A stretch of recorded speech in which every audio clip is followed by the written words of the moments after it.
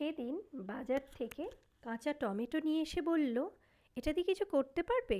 আমি বললাম একটু চেষ্টা করে দেখি। নমস্কার বন্ধুরা, কড়াই কাহিনীর দ্বিতীয় ব্লগে তোমাদের প্রত্যেককে স্বাগত।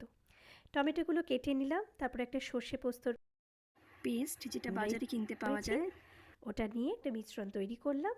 তারপরে ফ্রাইং প্যানে তেল গরম হলো, তাতে কালো জিরে শুকনো লঙ্কা দিলাম। সুন্দর গন্ধ বেরিয়ে আসার পর কাঁচা টমেটোগুলো দিয়ে দিলাম একে একে। তারপর একটু নেড়ে নিলাম ভালো করে, যাতে ফোড়নটা একদম মিক্স করে যায় ওটার মধ্যে। তারপরে তাতে সামান্য একটুখানি নুন দেব। নুন দেওয়ার পর তার সঙ্গে সঙ্গে আমি একটুখানি হলুদও দিয়েছিলাম। হলুদ দেওয়ার পর ভালো করে নেড়ে চেড়ে নেব।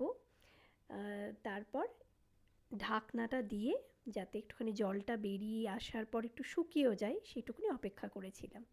তারপর যখন শুকনো শুকনো হয়ে গেল, তখন ওই সর্ষে পোস্তর পেস্টটা দিয়ে ভালো করে নেড়ে নিলাম। কাঁচা লঙ্কা দিলাম, আর একটুখানি আমি চিনি দিয়েছিলাম।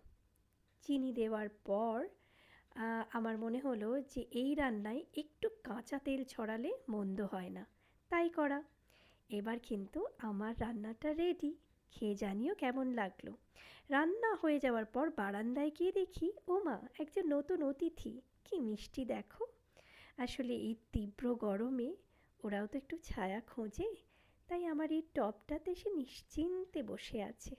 কি ভালো লাগছে দেখো দেখতে। ভাবলাম তোমাদেরও একটু দেখাই যে পশু পাখিদেরও সত্যি তীব্র গরমে তাদেরও একটু আরাম প্রয়োজন। আর এই আরাম খোঁজা কোথায়? না আমার বারান্দায়। এটা কিন্তু দারুণ লাগলো আমার। যাকগে, আমার থালা সাজানো রেডি আজকের মতন। ভাত, টমেটোর তরকারি, ভিন্ডি ভাজা, ডাল, শসা, সেঁকা পাঁপড়, আর মাছটা কি বলো তো, কাজলি মাছ বা বাঁশপাতা। আজকের মতন এইটুকুনি, টাটা।